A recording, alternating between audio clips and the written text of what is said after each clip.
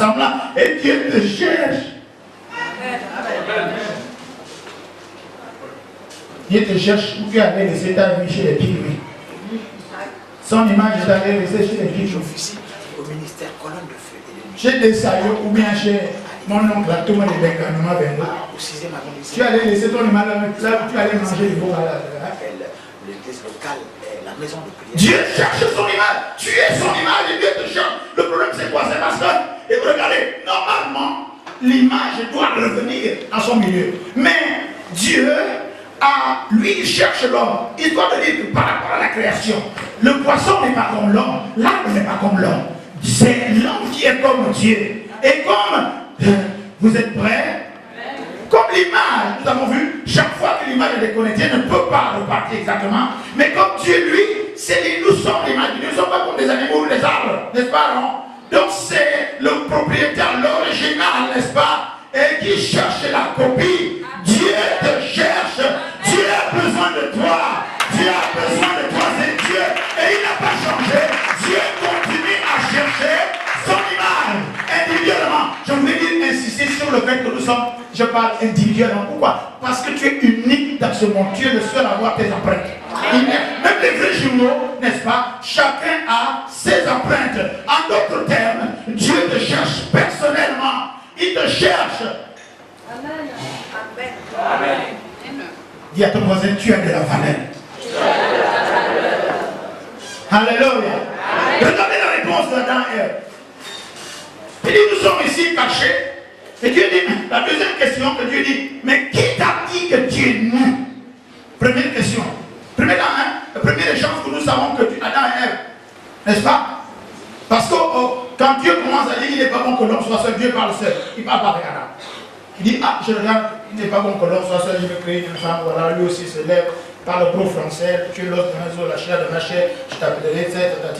Dieu ne parle, là il n'y a pas d'échange, on ne sait pas ce qui s'est passé. Pourquoi? Parce qu'à cette époque-là, il n'y avait pas encore, il n'y avait pas de péché. Donc Dieu communiquait dans l'esprit, il n'y avait pas besoin de parler forcément. Mais dès le péché, nous sommes obligés de parler maintenant. La Bible dit, man, qui t'a dit que tu es nu? Qui t'a dit que tu es incapable? Qui t'a dit que tu ne peux pas te marier? Qui t'a dit que tu ne vas pas y arriver? Ce sont les gens, les préceptes humains. Dieu te cherche, tu es son image à la sang, et c'est lui qui cherche. Et la Bible déclare que la première fois que le sang coule, Jardin d'Éden, c'est Dieu. Dieu tue un animal pour le dépêcher, n'est-ce pas? Dieu est le premier chasseur qui fait couler le sang. Au Jardin d'Éden, c'est incroyable. Dieu est le premier tanneur, c'est-à-dire qu'il enlève la peau pour gratter, pour en faire. Dieu est le premier tailleur, il a cousu, n'est-ce pas, les caleçons en peau. Trop fort, quelqu'un peut dire trop fort. C'est pour ça que les tailleurs, respectez les premiers les métiers d'origine, les chasseurs et tout le reste là. Les tanneurs, la peau de Paul, tu étais un tanneur, il faisait travailler les peaux des animaux. Alléluia. Continuons cette histoire. La Bible dit que, mais qui t'a dit que tu es nu? Histoire de dire que pendant que vous étiez là, par rapport à vous, par rapport au monde, moi Dieu, je sais dans quel état je vous ai mis, n'est-ce pas? Est-ce que vous êtes prêts? Nous sommes l'image et la ressemblance de Dieu. Et Adam et Ève Adam vient de dire qu'il est nu, donc Dieu est nu. Parce que l'image reflète la même chose. Est-ce que vous êtes là? Mais c'est trop fort. C'est pour ça qu'on a voulu rendre ça sur la croix de Golgotha. On a laissé Jésus-Christ sur la croix nu, bon, avec un caleçon. Rassurez-vous, le mot caleçon, il est, on le trouve partout dans les livres. Alléluia. Qui t'a dit que tu es nu? Qui t'a dit que tu es incapable? Seulement tu dois suivre ta voie. Du coup, on va aller dans la doctrine de la clinique. Alléluia. Celui que tu dois refléter te cherche. Imaginez un peu le rocambolesque de la scène. Il y a une image dans le miroir. Et puis, quand tu regardes dans ton miroir, tu ne te vois plus. Alléluia. Vous êtes prêts? Dieu est Dieu, n'est-ce pas, non? Pourquoi a-t-il besoin de l'image? Lui qui est Dieu. Il est essence et substance, il se suffit à lui-même. C'est comme je vous l'ai dit en préliminaire, Dieu a besoin de son image pour son plaisir. Amen. Combien de temps tu passes à regarder dans le miroir à te faire si belle?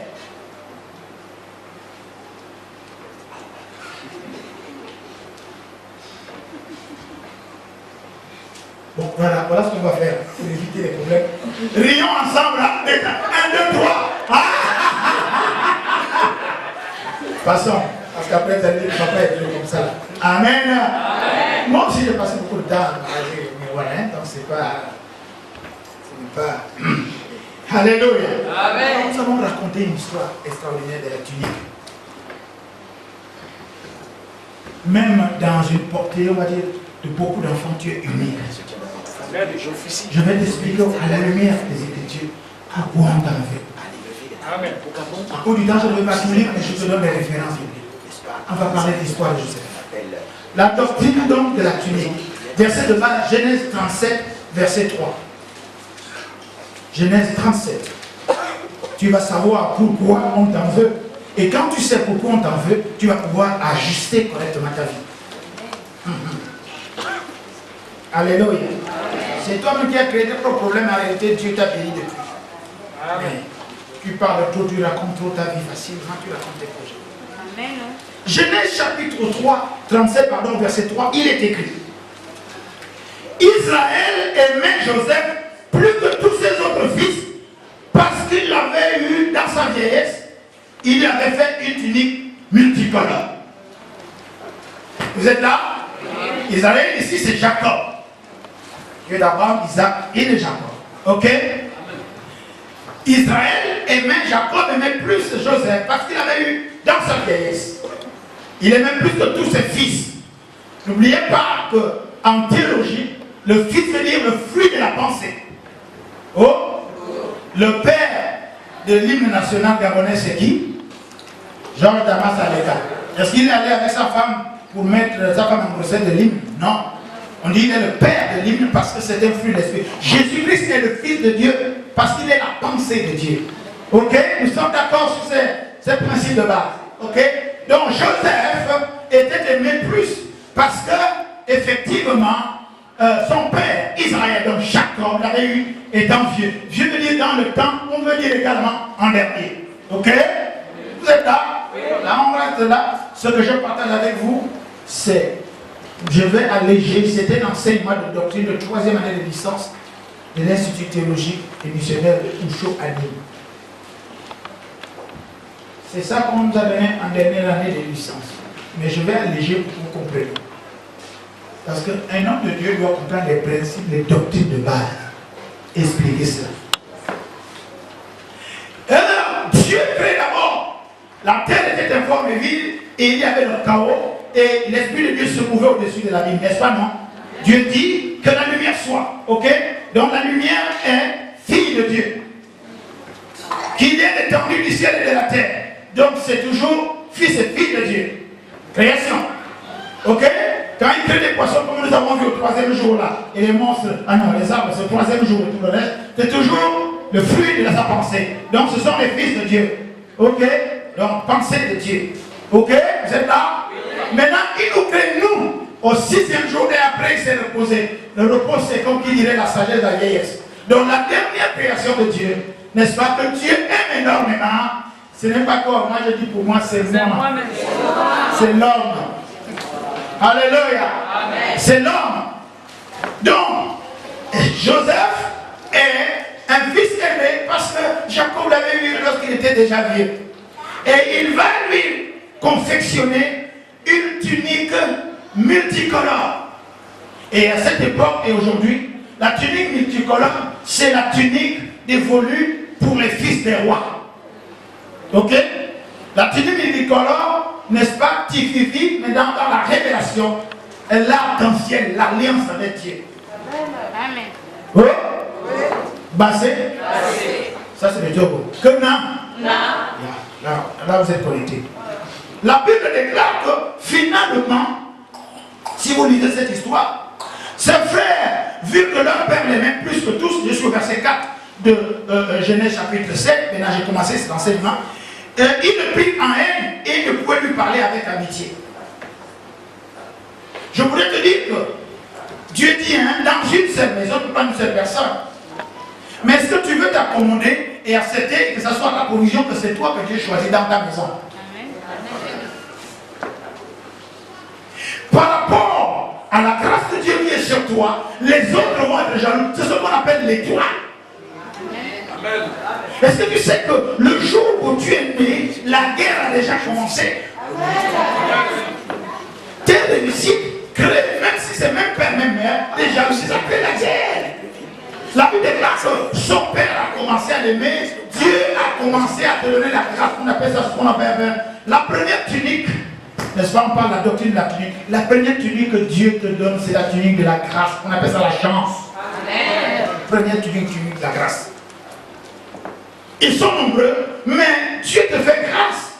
Les autres, écoutez, est-ce que Dieu est injuste? Je veux dire que Dieu a créé pour son bon plaisir, mais il faut qu'on sache que l'homme est l'enseignement pour l'homme. Amen. Dieu met l'homme dans des circonstances pour qu'il soit un enseignement pour l'autre. Alors, il lui donne une tunique et les autres commencent à le haïr. Parce que les gens ont commencé à tailler parce que Dieu t'aime. Tu ne le sais peut-être pas, mais Dieu t'aime. C'est pour ça que Dieu le dit. Tu es meilleur que qui en quoi? Pourquoi? Il y a des gens qui sont médiocres, qui sont restés plus de 40 ans au pouvoir, n'est-ce pas, non? Et d'autres qui sont talentueux, mais qui chôment avec des masters 2, 3, 4, 15, je ne sais pas, et qui ne travaillent pas. Quel est ton talent? Quel est ton métier? Tu crois que parce que quoi? Non, non, non. Et puis malgré tes diplômes et ta charge, tu nourris qui? Tu nourris peut-être les tiens, mais les autres. Alors donc doucement. La Bible déclare que, et finalement, qu'est-ce qui se passe? La doctrine de la grâce, c'est quoi? La doctrine de la grâce, c'est-à-dire que c'est Dieu qui a fait un choix sur toi. Dieu a fait un choix sur toi depuis le sein de ta maman. Amen. Quand un homme va avec une femme, il libère des milliers de spermatozoïdes. Mais c'est le tien. Tu représentes le spermatozoïde gagnant. Il n'y a pas de raison que dans le sein de l'intimité d'une femme où c'est assis, c'est ma spécialité, n'est-ce pas?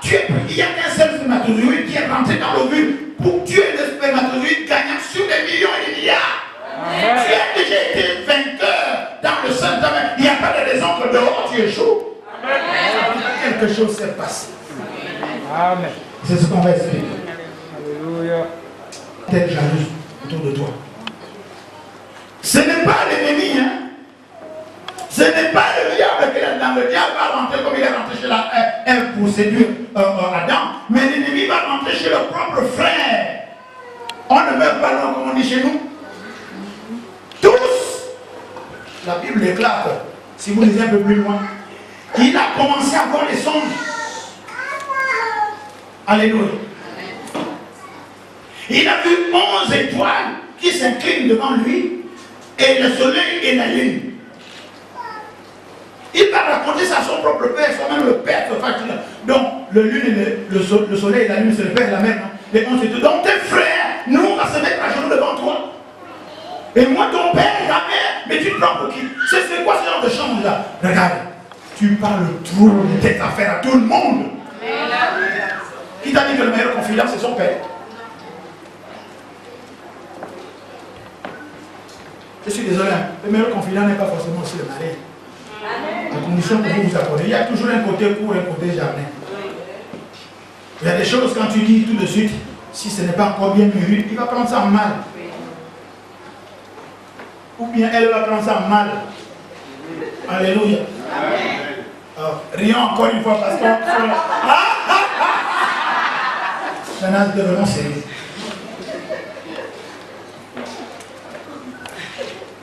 Ne me créez pas les problèmes, je ne suis qu'un prédicateur. Alléluia. Amen. Il a commencé à voir les sons des parents. Vous n'avez pas remarqué que dans votre vie, l'oncle, la dame, tous ceux qui sont élevés, on va dire, parce que honore ton père et ta mère, tous ceux qui sont au-dessus de toi, ils ont commencé à te prendre en aversion. C'est quelle cette façon de faire? Tu veux dire que tu es montré que quoi? Pourquoi tu es comme ça? C'est pourquoi toi tu es la faveur des autorités. Tu es le premier à avoir une voiture. Tu es le premier à travailler. Mais qu'est-ce qui se passe? Tout cela. Tu parles trop. Tes projets là, tu peux dire à ton voisin. Tu parles trop. Tu racontes tes affaires. Même à son père. La meilleure c'est quoi? Le pire encore c'est qu'il regarde les épis de maïs, de blé, des épis de blé. 11 épis de blé qui s'inclinent devant son épi à lui. Et il raconte ça à ses propres frères. Histoire de dire que je vais vous commander. Vous allez vous ramper devant moi. Non. C'est trop. Oui. C'est trop. Attends. Les autres étaient déjà grands. Lui, il était tout petit là. Avec Benjamin. La Bible déclare que là, à partir de cet instant-là, on a commencé à le haïr. La guerre avait commencé depuis quand papa, Dieu t'avait fait grâce, que toi tu fasses bien l'école. Amen. La guerre avait commencé quand Dieu a fait que toi tu sois plus belle, que tu sois plus chanceuse, que toi tu travailles mieux, que toi tu réussis dans tout ce que tu fais, que tu aies le contact facile. Amen. Mais sache que tes empreintes sont différentes. Pourquoi ils te jalousent? Vous n'avez pas les mêmes empreintes. Donc vous n'avez pas la même foi. C'est pas la même destinée ou la prédestination. Non, mais ils ne comprennent pas ça. Mais ils ont décidé de te haïr simplement. Et parce que toi aussi tu en rajoutes trop. La voiture que tu as commandée là, c'est bloqué parce que tu as parlé, ils sont allés bloquer ça. Tu veux payer le terrain, non? Tu as raconté, je vais payer le terrain, je vais payer le terrain, je vais payer le terrain bloqué. Je veux me marier. Si tu n'es pas attaché à un pasteur ou bien c'est un alliance de Dieu, n'est-ce pas? Il y a des combats.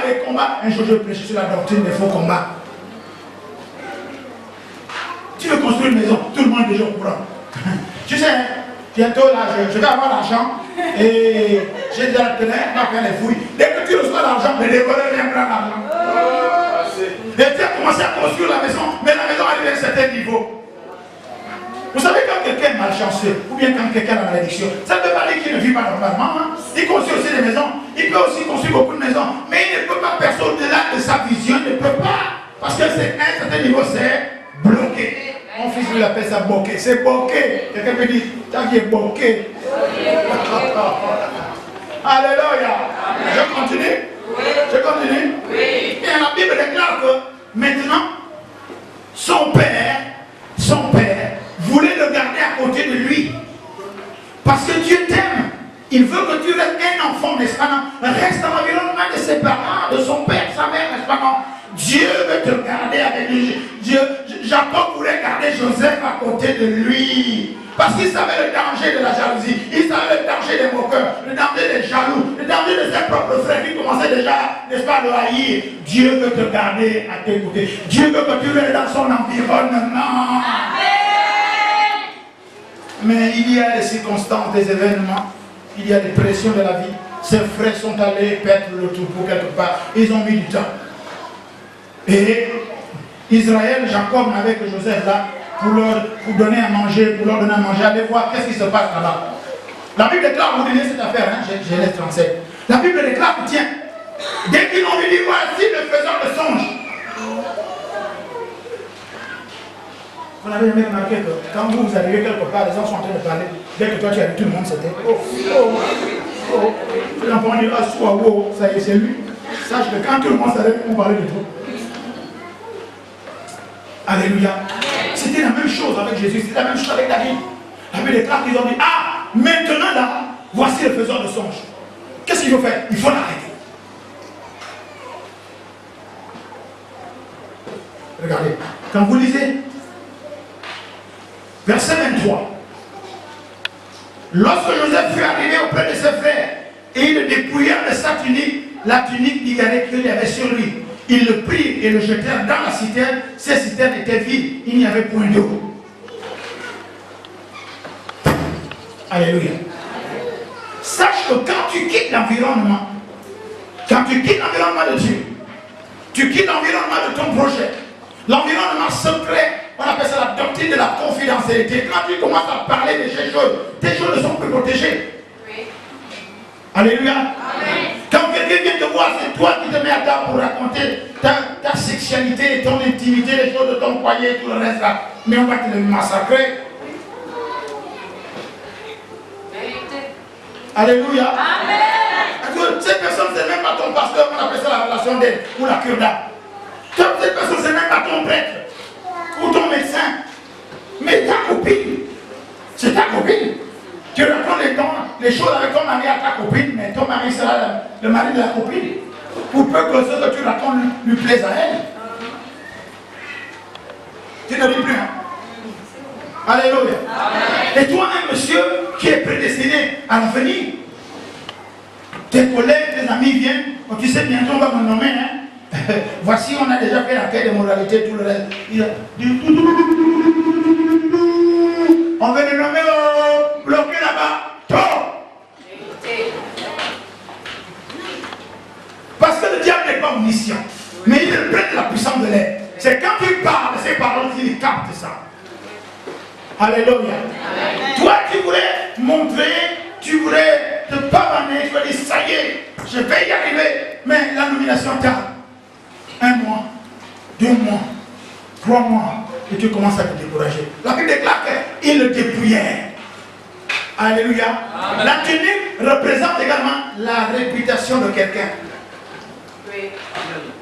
L'habit ne fait pas le moine, mais comment va-t-on reconnaître le moine s'il n'est pas habillé avec sa tunique? Donc, l'habit fait le moine. Moine vrai ou moine faux. Et Isaac le faux en situation ecclésiastique. Voilà, je vais déclarer notre. Ça ici, tu vois ça. Faux Isaac le faux. Oui, c'est une personnalité, n'est-ce pas, non? Trafic de. Tu as une double personnalité. Alléluia. Amen. Ils ont dit dépouiller de. Ce qui est important, c'est quoi? La première chose, quand on veut te tuer, on commence à détruire ta réputation. Oui. Amen. On va donc, on appelle ça l'agneau du diable. Amen. Et l'agneau du diable, ils vont te créer, n'est-ce pas, un profil Facebook qui ressemble au Facebook. Ah, ça y est, c'est dit. Les Facebook. Ils vont te créer un profil. C'est un menteur, c'est un imposteur, il ne faut venir ici, il ne peut pas ceci, il ne peut pas cela, il ne peut pas ceci. Et ce sont des gens qui te connaissent, qui vont aller. Parce que les gens vont se dire, mais si la personne elle-même qui est dans sa maison, qui est sa propre soeur, raconte ça, c'est que c'est vrai. Ça commence que, tu sais quoi, dès que tu dis quoi, ça finit. C'est gratuit. Oh, parce que d'accord, tu connais les news viennent te raconter comme ça. Il y a des gens qui vont passer des heures à parler de ton foyer. À parler de ton mari, à parler de ta femme, à parler de tes enfants, à parler de tes projets. Et c'est comme ça que ça se passe. Et ça n'a pas changé. Amen. Ils ont pris la tunique. Et quand vous lisez plus loin, la Bible déclare, ils prirent, ils le jetèrent dans la citerne. Une citerne, c'est un puits. Quand j'ai quelqu'un dans la citerne, qu'on ferme ou on ne ferme pas, c'est pareil. Ça veut dire que, quel que soit au niveau où il est là, tu es aimé de Dieu, mais à cause du fait que tu racontes tes histoires, à cause du fait qu'il y a des jaloux, et à cause du fait qu'il y a des gens qui en veulent à ta vie, qui en veulent à ta situation, ils t'ont mis dans une citerne. À cause de ta propre faute, tu parles trop. Quand tu es dans une citerne, tu ne peux plus avancer. Tu es prisonnier. Tu ne vas pas remarquer? À quoi sert l'argent dans une citerne? Rien. Les habits, c'est à quoi? La beauté. Le mariage, bibimbi, bibingwa, comment? Rien. Si en ce moment tu n'avances pas, tu es dans une citerne à cause de vie, papa. Les papatos. Mais comme on appelle ça, tu racontes tout. Alléluia. Comment mari, c'est un paresseux. Tu ne peux pas savoir comment ce gars-là. Paresseux comme raconte bien.